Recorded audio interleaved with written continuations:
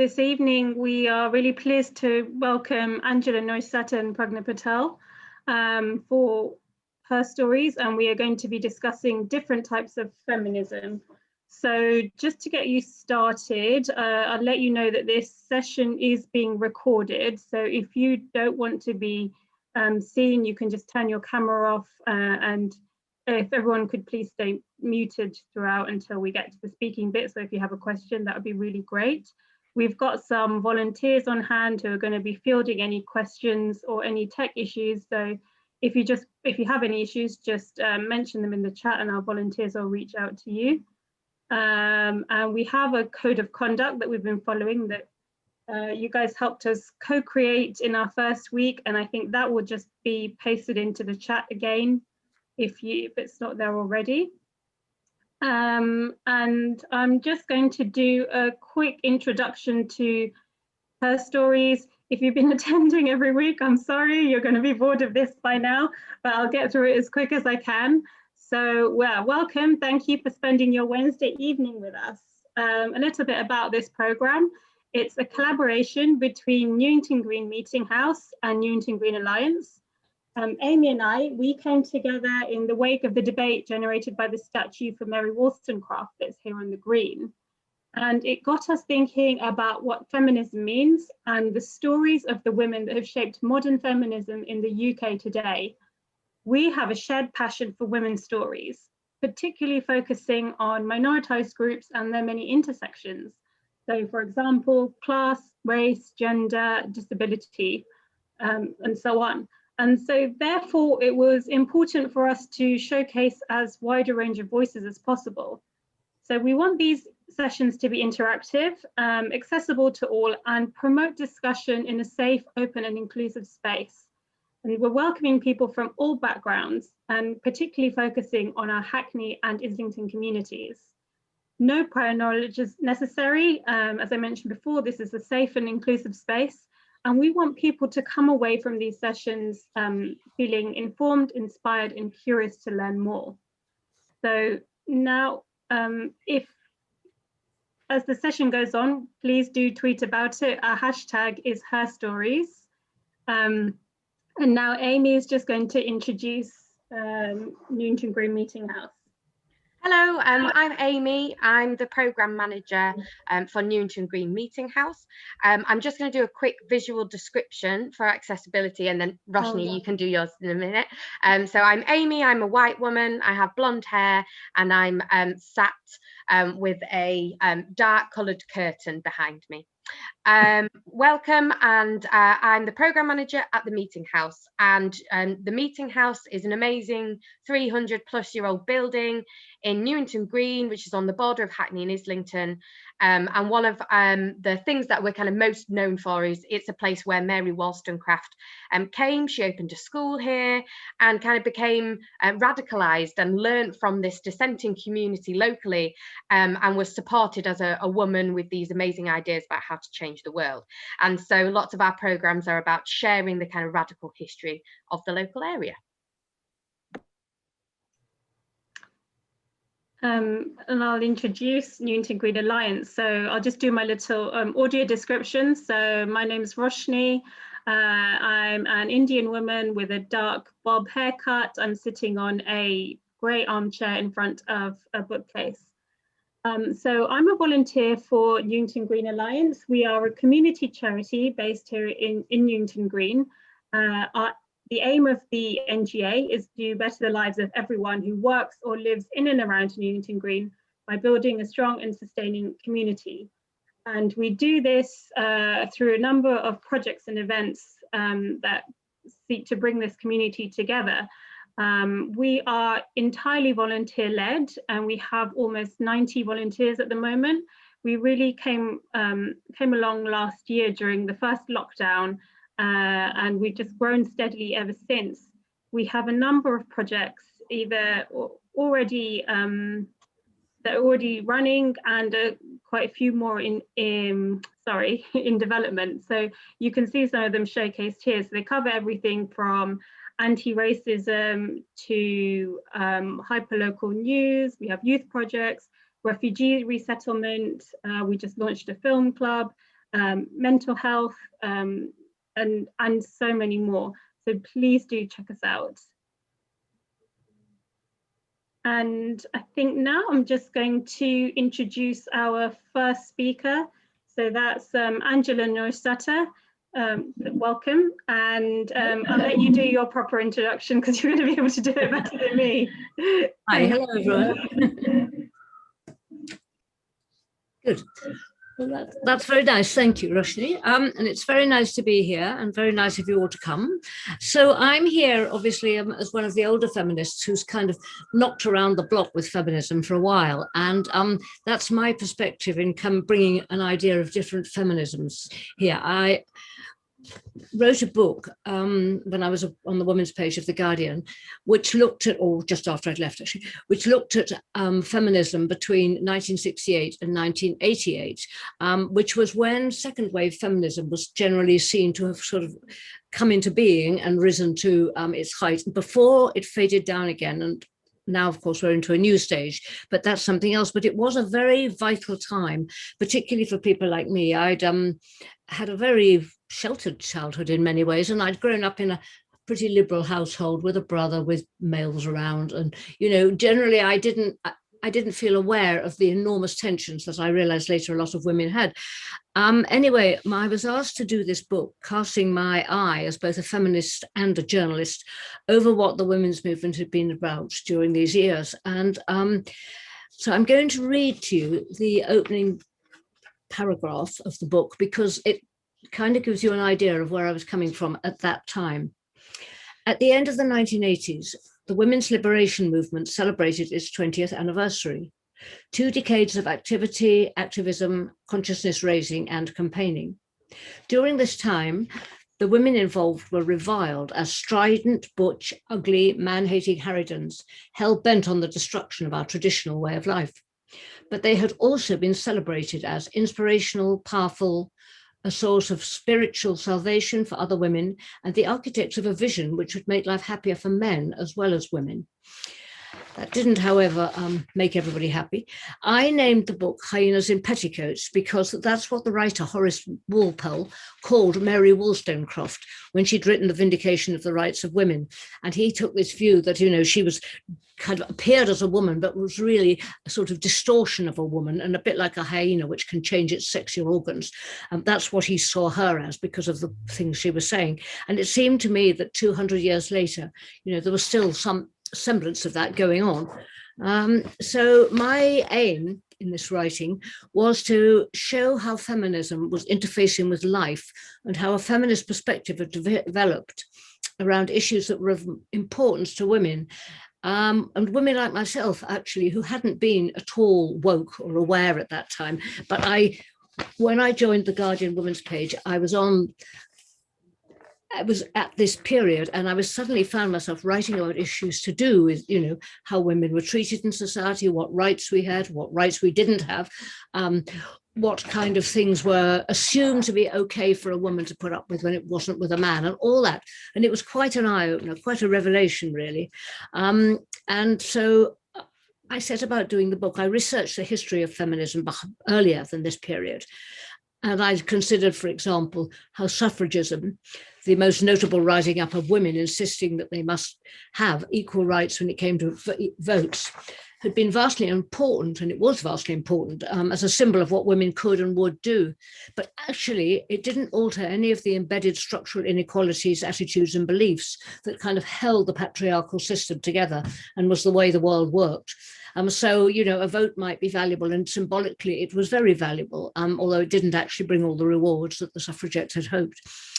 But the centerpiece of my book was to hear what women, all kinds of women across the social scale from different ethnic backgrounds, religions, sexual orientation, and with very different views of what they wanted from life had to say.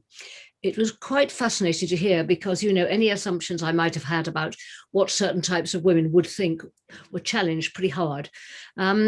So I may have described myself as a feminist before I wrote the book, or before I started writing about the issues, rather, for The Guardian.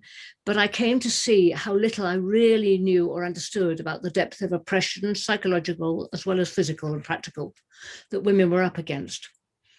Nor was this new, noisy, determined women's movement with feminists abandoning a feminine image as they demanded equal rights to men in the workplace and at home, what all women wanted to be associated with. The press played into the fears women had that by losing the status quo, they could not have a future that they could visualize. The press carried articles by women urging their sisters not to forget the advantages they had simply because they were women, that playing on our femininity would get us further than marching on the streets. And I found a quote from journalist William Spicer, which seemed to sum it all up, cringing in fear at the direction women could be heading. He said, as a man, it is frightening and a little depressing to learn that 3 out of every 4 wives no longer believes that looking after a home and children, to say nothing of a husband, is sufficiently rewarding full-time profession. So there you are. What an awful lot we were. But the gains of women's domestic life was being unpicked to demonstrate how thoroughly the housewife, deified as the goddess in the home in women's magazines and such publications, and in male desires, actually disadvantaged women. And all the ways in which we now understand how being left holding the baby literally with piles of washing up when the old man comes home and puts his feet up on the chaise lounge were all actually very bad for women's well-being in every direction, particularly as it was unchallenged. I mean, it wasn't like it was an agreement, it was just the status quo. And then, of course, along came Betty Friedan with The Feminine Mystique, which was a seminal book appearing at this time and laying out just how unhappy many women were with what seemed this unavoidable destiny. And I mean, I have to say, one of the things that I find pleasing these days is that a lot of women seem really to have negotiated situations with their partners of whatever gender, where, sharing all these things is considered a part of how they relate to each other. It's not just, you must do this and you must do that, and that's appropriate for you or me, but rather we are a project together. And I mean, I think that is, I believe that our future and the children of the future will be much impacted upon by this in a very positive way. I mean, that's my belief. As important as anything at this time was for women to come together and cut political teeth and campaign actively for changes in what became known as the sisterhood. And I think that's enduringly terrific. I mean, one sees it here tonight, that, women are taken interest in the subject, the matter at hand, which is our lives, the way we live, but it doesn't have to be discarding men from the discussions now. I mean, at that time, men were very much discouraged from being part of it. And I remember taking my 5-year-old son into Sister Right bookshop in Islington, where they sold books for, feminist books and books for women. And they said to me, you can't bring him in. And I said, what do you mean? They said, he's a male. And I said, but he's 5 years old. And they said, no males. And I thought then, what a pity, what a pity we have to create these barriers where my 5-year-old son is guilty of his masculinity before he's had a chance to decide how he acts it out. But that was how it was in many, many instances at that time. So this talking and sharing and coming together and saying, is this how we like it to be? I mean, I remember, for example, once, I live with a partner, and for better and for worse, we've knocked around quite a lot of these issues. But I remember early on, I had a women's meeting in my house, and he came into the kitchen as we were talking, and one of the women stood up and said, I can't talk with a man in the room. And I thought then, my God, how ridiculous. But actually later on, I thought it's not ridiculous. There have been many, many reasons why women don't feel comfortable talking around men and saying the things they want to say. And I actually did quite a lot of sort of brainstorming with myself around that. Then, I mean, these were at the time, the issues that were really important at that time were, if women were to have a proper stake in society, were focused on equal pay. Women were routinely paid less than men for the same work. And of course, still are in some situations.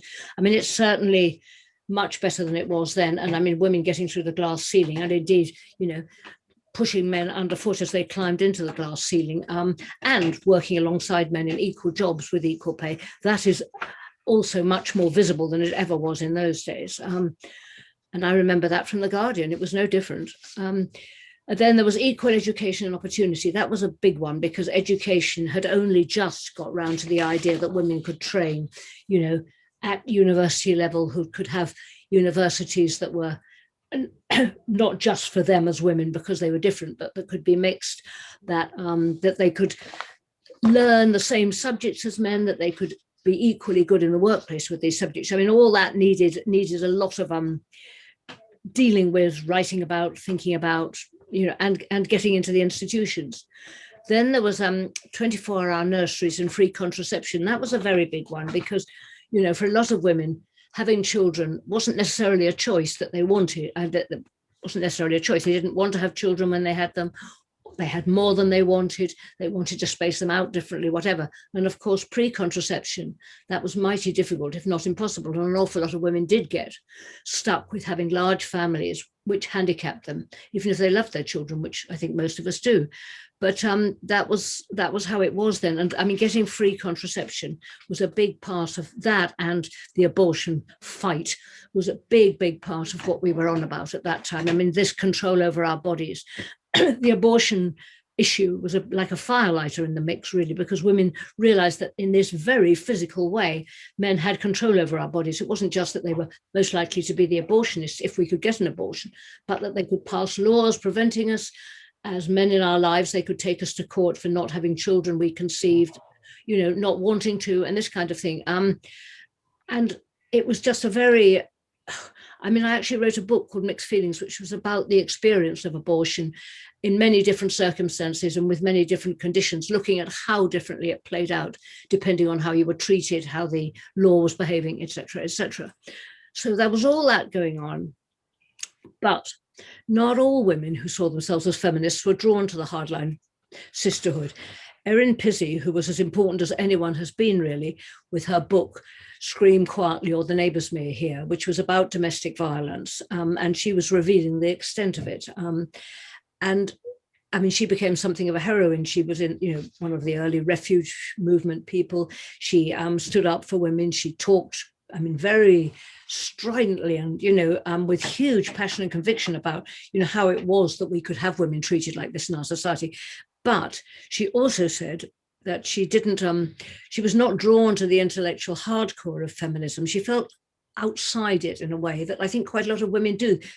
Because she said she didn't want to use a dictionary of appropriate terminology or follow a party line to be a champion of women's rights. And I think there's been a lot of that, and that's cut across the class thing as well. I mean, I believe, but correct me if I'm wrong, that that's a bit different now, that, working class women are much more able to raise their voices and say, this is me and this is what I believe. But in those days, that wasn't so easy at all. And I think Erin Pizzi was making that point that, it's quite exclusive, really. Now, these days, of course, the whole thing of racism, racism was very, very much around in the early days of my feminism. And there were people like Alice Walker and so on. And then came Maya Angelou and all those people talking about what it meant to be a Black woman and how it was like living in another sphere, really. And obviously, a lot of that, I think, has changed and shifted. And, for all the things that are still wrong, it seems to me that things like Black Lives Matter embodies women and men of all colours and type, and, wanting to look at how racism can be dealt with in our society from the same perspective. And I think that wasn't how it was. Well, I know it wasn't how it was in those days. And also, while white women were saying, well, they understood, the oppression, Black women didn't always like that. I remember the writer, Joan Riley, saying, I've listened to white women talking about the suffering of Blacks, but I don't want to be labelled a victim by them. So you'd immediately got that difficulty of having a conversation, if you like, around it. Then there was sexuality, which was problematic. The pill had come in and suddenly women were free from fear of unwanted pregnancy. But what many of us then experienced was pressure from men to sleep with them. And if we said no, we were ridiculed, we were called frigid. How on earth could we not want to sleep with anyone who deigned to want us? And it was very uncomfortable, actually. We felt somehow that we were wrong as women, that, that we should be more sexually excited by these men who wanted us, but we weren't. Well, sometimes we were and sometimes we weren't. Anyway, that was unpleasant. And I think it was one of the things that really did need dealing with at that time, was a lot more engaging with men as friends and as colleagues and things, and talking to them about why these attitudes existed. And of course, that kind of conversation. Sorry to interrupt, Angela, just to let you know, it's a couple more minutes. Oh, God. All right. Sorry, I do tend to talk. Thank you. Okay. Well, anyway, that was a period in which sexuality began to shift too. Gay women were more able to come out, and there was a whole political movement wanting heterosexual women to be political lesbians, because that would sort of show that there was a greater gay movement. And anyway, it was considered the right way to go. And there was the politics of appearance, which was a hot topic. You know, did you dress in sexy clothes that you actually liked, or did you dress in dungarees, or did you do something in the middle? And there was Karen Durbin writing in Miss Magazine, and I loved this. She described a pair of dagger-heeled, thigh-high, soft leather boots, and she said she felt wonderfully swashbuckling in these, but also she couldn't walk in them. So she decided to go for sensible shoes and walk her way into feminism. And I think, in a way, that's what I'm trying to say, is that those of us from that generation feel that we were trying to kind of cut our own path, find our own way to the feminism that we felt we needed. And it's very thrilling to see a new generation of women doing it their way. There you are, Amy, finished. Thank you so much, Angela. I could have listened to you talk for ages, so we only have an hour. You got a lot out in 15 minutes though, so thank you so much. It's going to take a while to digest. I might have to watch back the recording afterwards. Well, that's a pleasure. I'm sure provide some rich conversation in our breakout groups. Anyway, I'm just going to move on to Pragna next. Pragna Patel, off you go. Thank you.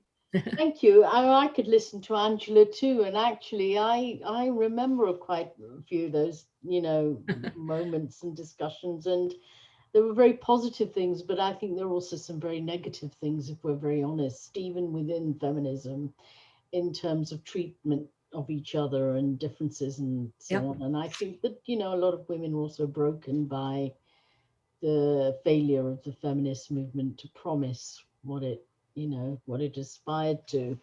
I'm going to talk a bit about the sort of feminism of Southall Black Sisters, because it's a particular brand of feminism that we have tried to develop. And I don't want it to be necessarily, you know, read as reflective of all Black feminism. It's not. It's our feminism, and it's our particular history. And so really our beginnings are that we formed out of, we began our political life in the late 70s under the all-consuming shadow of Thatcherism, which was characterized as particular politics characterized by rampant free market capitalism. It was characterized by chronic industrial decline, rising racism, and authoritarianism, and widening inequality. So we were a child of that period, of the 70s period. So I kind of feel I came at the tail end of the second wave movement. And we were also a resurgent child. We were also a child of the resurgent wave of second wave of feminism that Angela's talked about. And of course, by the late 70s, a burgeoning anti-racist movement. So in the 70s, the UK was a period of mass anti-racist mobilizations against racism.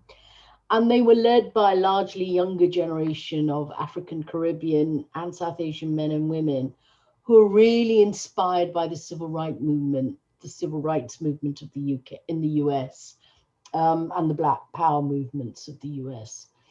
So on 23rd April 1979, in a rare moment of unity, the largely working class community, South Asian community of Southall, supported by anti-racist activities, Black and white from outside the area, rose up to defend Southall against racist and fascist demonstrators who decided to march through Southall and hold a meeting at the town hall, an act which was widely regarded as racial provocation. And we've seen repetitions of that, and not so long ago.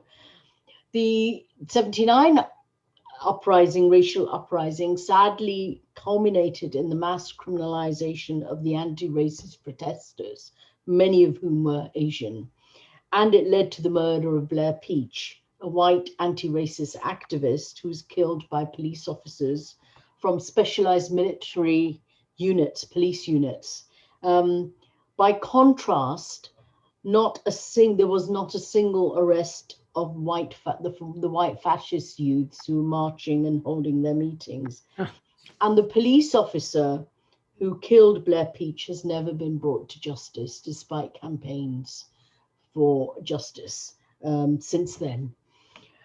The anti-racist protests in Southall really proved to be a turning point in the struggle against racism in the UK. And the reason for that is particularly it politicized a whole generation of South Asian men and women. Now, we'd seen racial uprisings in largely African Caribbean communities in Notting Hill and elsewhere, but this Southall anti-racist protest was the first of its kind involving South Asian younger generations. And the significance of that protest and that event is that it also created space for solidarity around racism. And it shone a light on the reality of racism in the streets and state institutions. I mean, people were talking about institutional racism well before it finally got recognized in the aftermath of the Stephen Lawrence killing. Now, Southall Black Sisters was born out of that moment. It was born out of that anti-racist defense of Southall.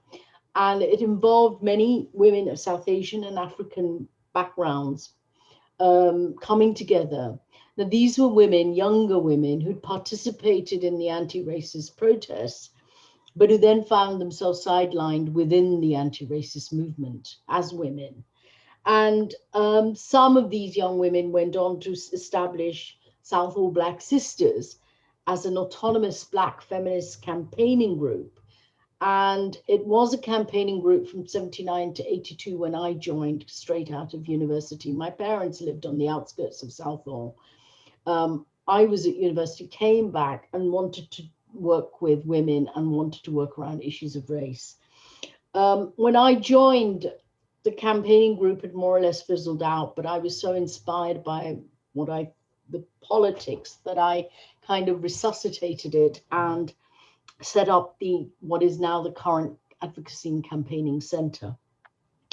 So why did Black and minority women organize in this way? Well, it was, as I said, as a result of the growing frustration with the anti-racist movement to deal with sexism, to deal with sexual harassment of women within the movement, and more broadly to deal with the women's question. At the same time, the same women found themselves challenging the emerging feminist movement that Angela talks about for its failure to deal with the question of race. So in doing so, Southall Black Sisters, or SBS as I refer to it, emerged as one of the first autonomous Black feminist groups in the country to challenge both racism and sexism, which actually rendered Black and minority women invisible. So our inception itself was an act of dissent. It was a dissent against, it was a defiant stand against the kind of feminist movement, but also the anti-racist movement too.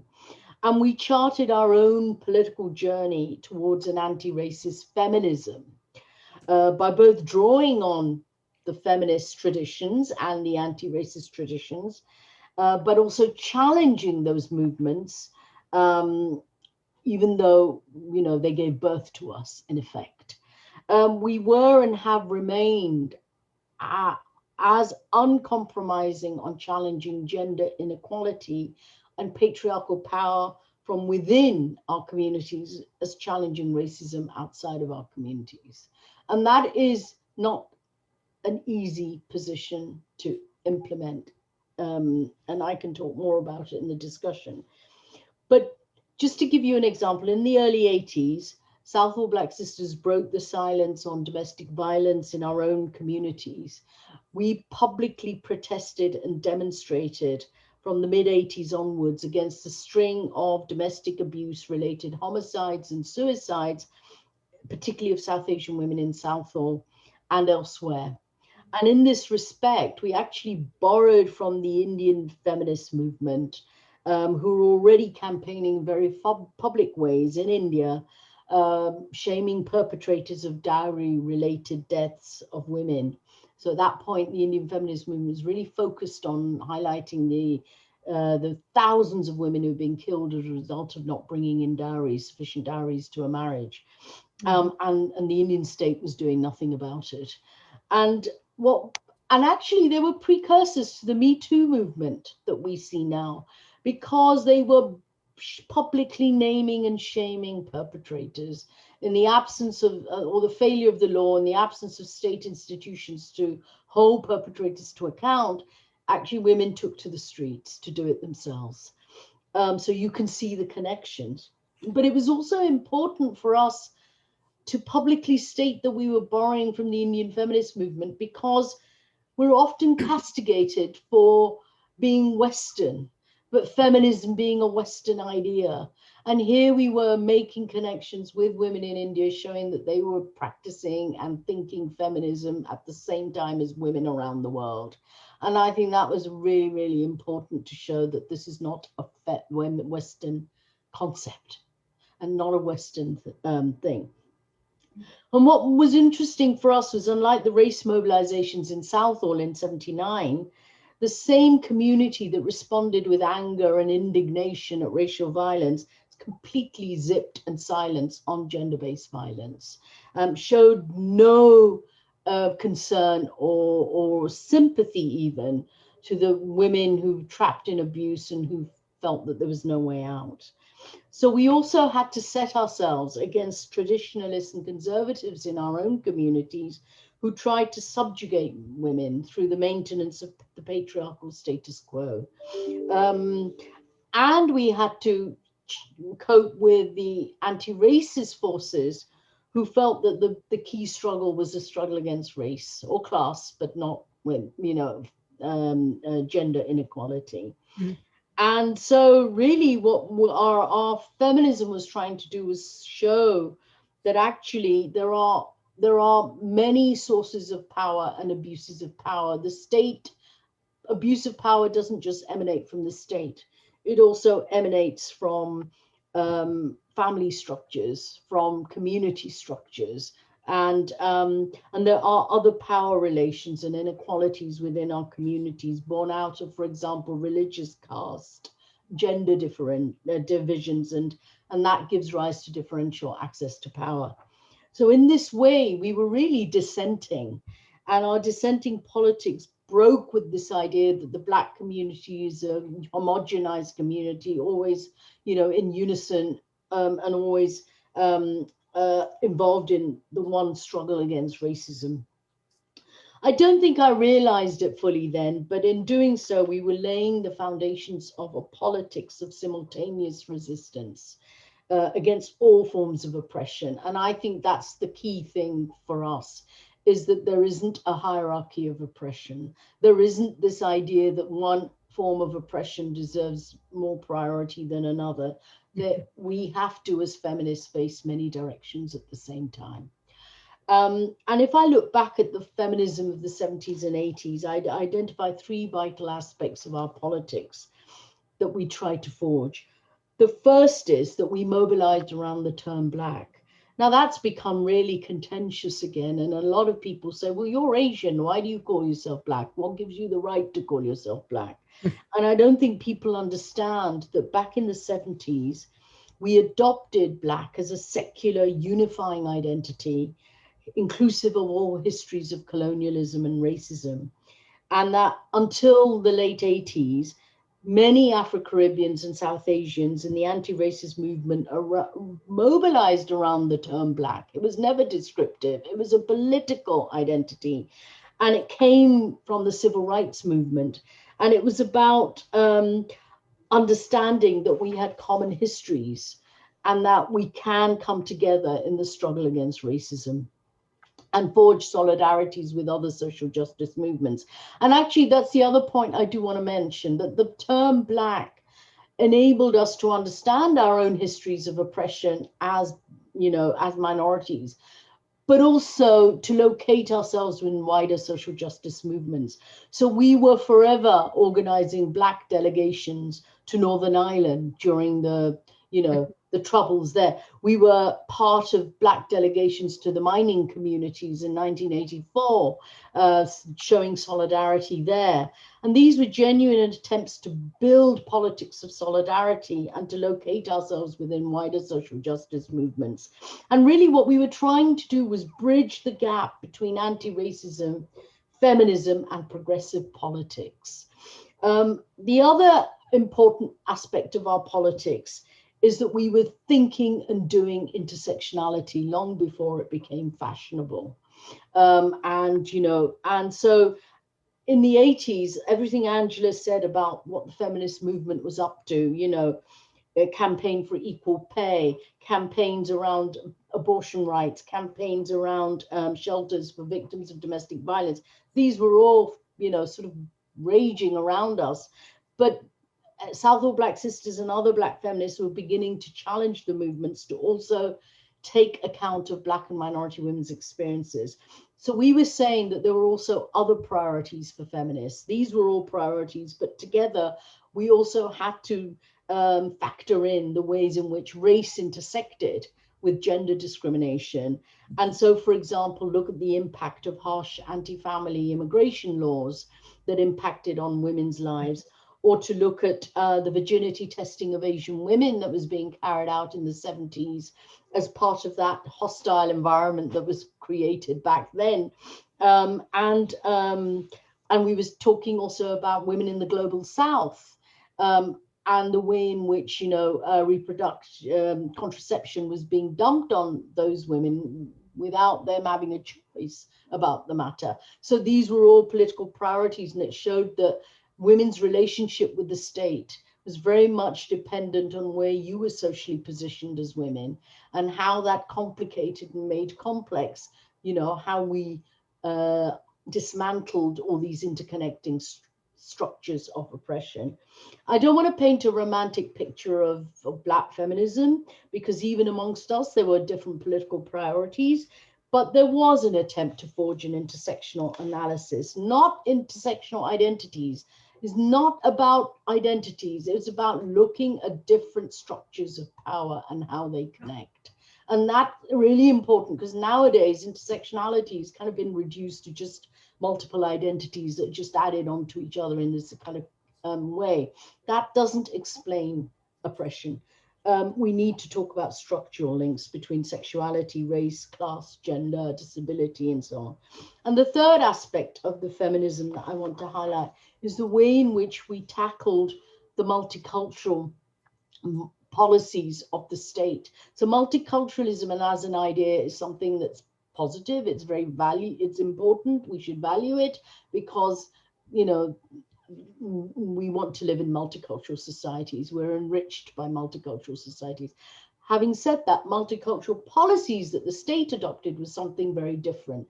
That was about homogenizing Black communities and then creating gatekeepers to represent the needs of Black communities. And who were the gatekeepers? They were largely religious and community leaders who were male, who had no interest in social justice, certainly no interest in women's rights, and who were kind of mediating between the state and communities and deciding and representing what were the needs of the community. And they were never representing the needs of the women. And so that was a problem. And the other problem with multiculturalism is it became a way of tolerating diversity, and recognizing diversity became an end in itself.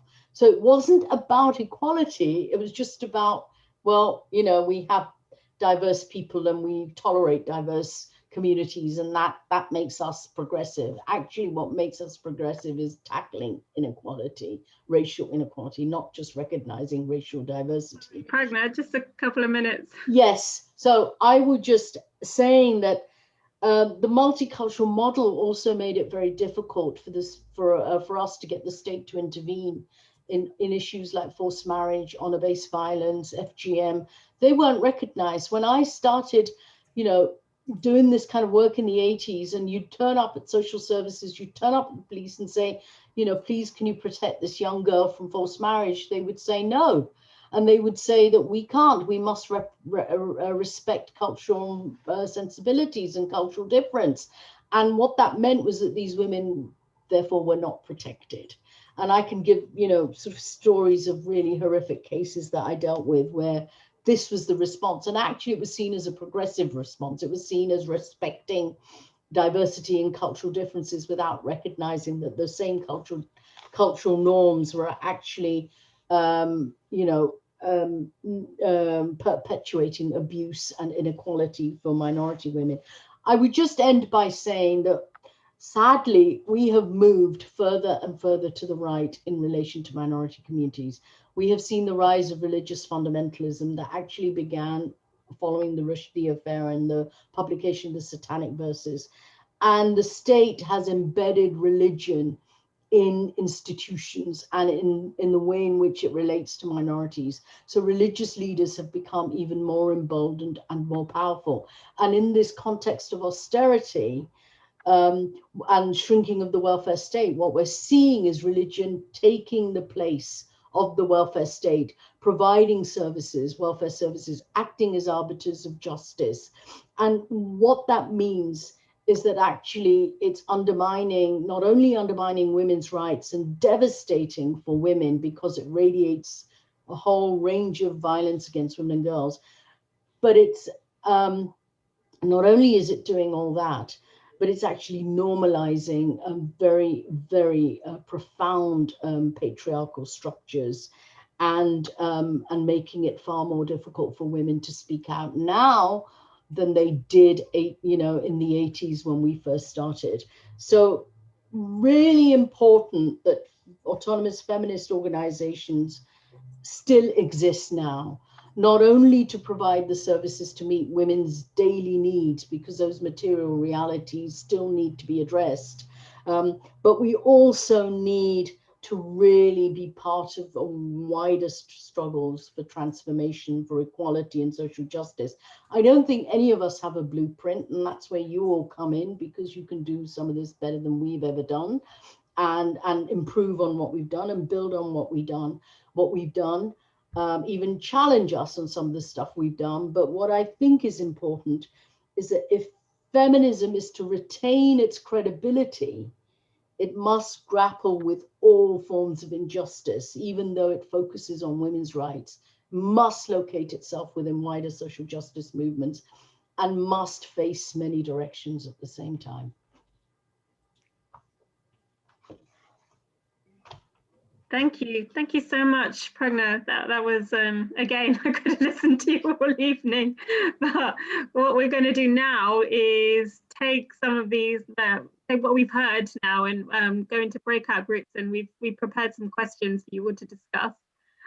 So Amy is just going to split everybody into the groups, and you'll be there with your facilitators who'll give you the questions. These are the questions, you can see them. We're actually going to split you up into 6 groups because we had more people come to the session than we thought, which is wonderful. So Roshni and I are going to take a group 2, and we're going to repeat those questions. So there's going to be 4 questions, but 6 groups. And then we're probably going to run over by 5 minutes or so, but obviously everyone, you can leave at 9, you can leave whenever you need to leave, you don't have to stay. But what we do is after the breakout rooms, we come together and quickly just go through each group, and one person from each group then shares what the group was talking about. So I'm just going to pop you into rooms. Don't worry about remembering the question, because your facilitator has the question, so you don't have to worry about that. I'm just going to pop you in those rooms now. Great, I think that's most people now. So I'll probably hand over to Roshni. Roshni, are you okay to go through and facilitate this bit where each group feeds back? Yes, of course. Should we go to Daisy's group first? Yeah, sure. I was going to just feed back quickly from what we talked about. So our question was, what role does or should journalism have in sharing the different feminisms present today to educate the public? So obviously a really massive question. We touched on a couple of different things. So we kind of spoke a bit about how it has a responsibility to look at the really important issues associated with feminism, and how we do see a lot of stuff around kind of domestic violence, in the media. Then we also talked a little bit about how there are more complicated issues within the media and gender kind of stuff to do with like transgender issues. Then Angela was in our room and she kind of touched upon this idea of candy floss journalism, and when it's relating to feminist issues, you should be almost making it palatable, and she described it as sexy, but not in a sexual way, to make it kind of more applicable to the people. And that's kind of part of like the patriarchal background of the journalism. I hope I've described that properly. And then we spoke a little bit about how, in response to a lack of feminist voice in journalism, you might see feminists starting their own kinds of journalism in the form of different magazines. I think that was kind of the majority of what we spoke about. Brilliant. That sounds super interesting. I like this. I never heard of candy floss journalism. I think that's going to stay with me. Yeah. Thank you. Should we move to Lauren next? Yep, so in our group, our question was, how do we amplify better the voices and stories of women from marginalised and underrepresented communities in this culture war period we're experiencing? Again, really big question, but how we tackled it, we were mainly talking about the benefits of the era we live in at the moment, where social media is obviously a huge tool for us to be able to have our voices heard. But I think a big part of that that we were talking about is making sure that anybody who has a slightly more privileged platform from their social background or their race is using that privilege to give other people a mouthpiece to speak, but not speaking for them. And this, this is true, as is true of feminism as it is of, the Black Lives Matter movement. And it's making use of the avenues that you have available and trying to bolster other people that maybe don't have those avenues. Another thing we were talking about is it's important in any conversation to consider who might be missing in the room, and just paying minds to the different variety of communities that have got their own issues that you will unlikely be aware of all of them. And that's why it's really beneficial to even things like this, to be able to bring people together to speak on different issues, that while everyone has, a connecting focal point of feminism, if you have people come in as speakers and talk on issues that you might not be aware of, then it continues on the conversation of people on this call can then go to talk to other people about it, or look, more into the different, even following the social accounts of like Pragna. That's something that it's a click of a button, you're then part of that conversation. And then so on, it can go out to other people. And that's kind of the main thing, is the chain of events. So they're kind of the main points we talked about. Brilliant. Thank you so much, Lauren. And I think that is really important for people who have that platform to pass the mic and shine these stories of underrepresented groups.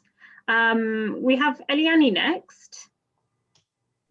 Yeah, so our question was, what are the differences between feminism today and in the 70s and 80s with second wave feminism, and how do we bridge the gap? And we mostly kind of focused on the differences and how in the past there used to be more spokespeople for feminism and it was more of a group, than now it's a lot more individualized, and with social media it's more kind of independent opinions coming through rather than like one or two people taking the floor, like through newspapers and more direct streams. And because there are so many different people sharing their views, and because of social media so many different people have big platforms, it can be quite confusing and quite easy to get lost in everything to do with feminism, because it's not so clear cut as it used to be. And obviously there used to be loads of difference as well, but now every single person can share their thought as a click of a button. And yeah, it's like what Lauren was saying about social media and how kind of prevalent it makes things. And then we were also kind of talking about the differences like within our own group and the age differences and how that gives people different experiences of feminism. that we might not really realize how different those experiences are. And I definitely didn't realize kind of how diverse the experiences are and kind of how used to things, like used to the way of things and kind of used to different types of feminism. And then we kind of also spoke about how things have changed from how women kind of used to do things for men, and now how, despite that's changed into now women doing things for themselves, there's still a lot of different forces and pressures involved in that, and how it's still not always kind of doing things for themselves and the pressure of kind of doing things like for feminism. Yeah, that kind of covers everything we spoke about.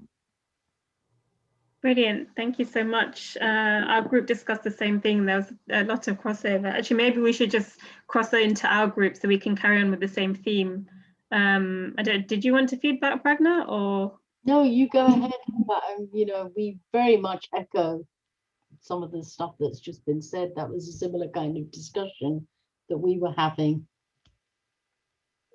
Yeah, and then just to then kind of hop on more into that social media point, we said, yeah, how it waters down the feminism, and how social media can water down the analysis, feminist analysis, because you take very simplistic binary positions, which makes it difficult to actually, sort of look at things in a more intersectional way or in a more multidimensional way. And also it can, there is a whole sort of way in which any dissenting opinion is immediately slammed down.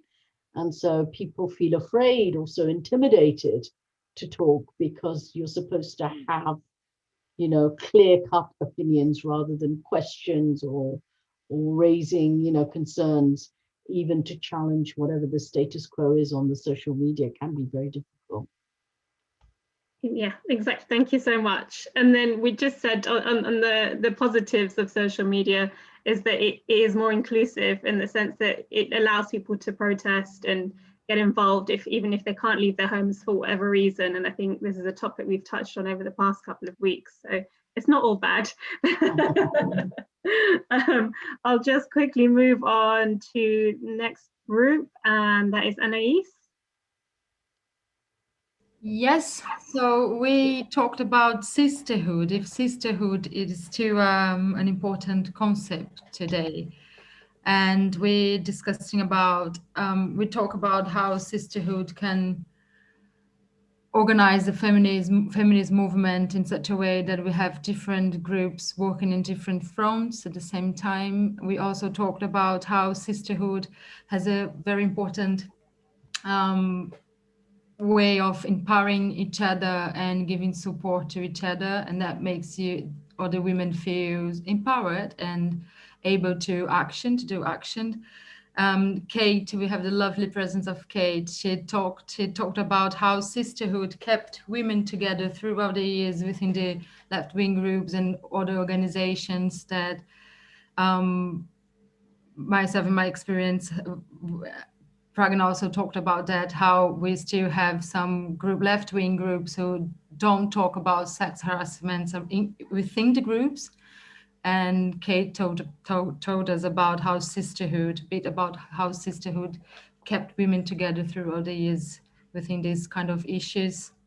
And then we also talked about how not having a sisterhood can divide us in such a way that the patriarchal system can keep working in their own way and maintaining their way of work, and more or less that. And we also talked a bit about Latin American feminism, South Globe feminism, how we are way behind and how we don't really see the same feminism in Europe as the feminism we are having there at the moment, because we are way behind. But I think in the end, the general idea is that sisterhood is important to empower each other and, work in different fronts and keep us together as one. Brilliant. Thank you so much, Anais. And lastly, I'll just go to Amy. I think we're discussing the same thing. Yeah, I asked Janet if she would Oh, Janet's going to speak for our group, I think. Brilliant. I can start and see if Janet Sure. pops in. Janet, feel free to just jump in and take over at any point if you would like to share. So we were talking about, well, Janet was talking about her experience of being quite involved in feminist movements in the 80s and how sisterhood was a really important concept for her.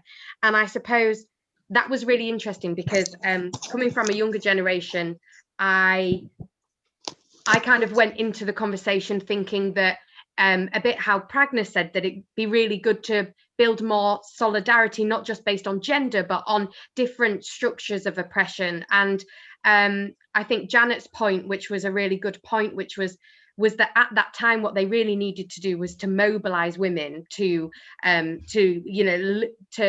and work towards liberation. And so therefore, doing that kind of work in terms of like getting women together to make that change was really important, and sisterhood was a really important concept for that. And I think that might have got lost in the generations a little bit, so I thought that was really important to hear that. But also we were talking to Benjamin and kind of working out if that term of sisterhood was exclusive and if that might stop other people maybe getting involved with with feminism, and so we were kind of like talking about those kind of things. So yeah. So can you not hear me? Oh, I can hear you now, Janet. Yeah, I think what happened, something happened with my device and it suddenly muted. Sorry about that. Please feel free to share, Janet. About how in the early 80s, when I remember that sisterhood was a very frequently used and empowering term for women. That was the days when we had badges and things that said sisterhood is powerful and things like that, and T-shirts. And feminists used to, in those pre-internet days, feminists used to sign off letters with yours in sisterhood and things like that. And I remember there was very classic texts of articles, feminist articles from the women's movement called Sisterhood is Powerful. And that really epitomizes what it was at the time. It was about women's empowerment and women's activism. And at that time, it was left to women to mobilise on their own behalf, as Amy was saying. So, to me, it's a very meaningful term, and I feel quite nostalgic about it in being raised tonight. Yeah. It's in the same way that I feel nostalgic about the term Black, because it was wider than just descriptive term about, and so sometimes I feel really saddened now when the debate is kind of reduced to who is Black and who isn't, because it was a really, really inclusive term. And I think you're right, Janet. I mean, I remember sisterhood. I still sign off for sisterhood depending on who I'm writing to, because it's an important concept. And it was, don't forget, the 70s and 80s were about consciousness raising. So much as anything else, it was about trying to understand what it meant to be a woman in those, in that context, and why, all the debunking myths around housework and, women's lives and so on is so important. Oh, have we lost? We've changed page or something. Anyway. Oh no, I was just putting up a page. Sorry, please carry on. No, I was just agreeing with Janet that I think sisterhood is important, but sisterhood was being challenged too, because sisterhood needed to be more inclusive, as I talked about. I think I don't want to let go of those concepts either, although we might need to always constantly be alert to, ensuring that they don't become exclusive things. But I also think that it's not so much, as women, you come together and you highlight how women, collectively experience oppression and similarities and dissimilarities. So it's not to say that you don't do any of that. You do all of that. That's what feminism is. But it's also about understanding that feminism ultimately is about transforming society. And if we really want to do that, we're going to have to link with other groups who are also trying to overthrow systems of discrimination, whether it's people working around land rights, indigenous rights, you know, class, you know, still relevant, race, of course, it's still relevant, you know. And so it's about understanding that at another level, understanding that even if you focus on women, as I do in my daily life, I still have to have a sense of locating the feminist politics within a wider politics of progress, of equality and justice, and you know, that's important. I think that's a really excellent point to end on. If we're thinking about a space for solidarity and intersectionality and rooting ourselves, and connecting with all groups, I think that's so important. I'm just sharing on the screen. This is for PowerPoint. You'll all be sent it after, so you don't have to write anything down. But just some links further about Angela and Pragna's work and the work of Southall Black Sisters, but also just some links to some other readings and resources. And it's definitely not an exhaustive list, but it just might be of interest to you if you want to learn a little bit more. So we'll be sending that to you afterwards. And there was something else. Oh, and this is next week. If you want to join us, we've got Lola Olufemi, who's a writer and activist, and Rory Patterson-Achenbach, who's an artist and a researcher, and we're going to be talking about identity and body politics. Again, just you can use the same link or you can sign up again. I'm just going to initiate a really quick poll. If you don't mind just really quickly filling out. There's just 4 questions there about the event.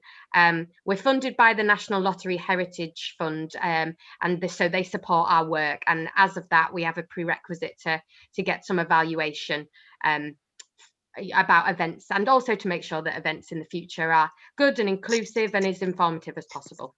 So that would be most appreciated. And sorry that we've gone over a bit on the time tonight, but I think you can all agree that it was definitely worth it. And thank you so much to Pragna and Angela again, and our facilitators, Anae, Daisy, Eliani and Lauren. Thank you so much. It's hard when we have such fantastic speakers every week. You want to just give the full hour to them, but I feel like this event wouldn't be what it is without that discussion that we have afterwards. So yeah. Thank you for giving up an hour or more of your evening anyway. Yes. Thank you very much. It was wonderful to meet you all, and good luck with things, and happy to join you in future conversations anytime. Please do. You'll be welcome anytime.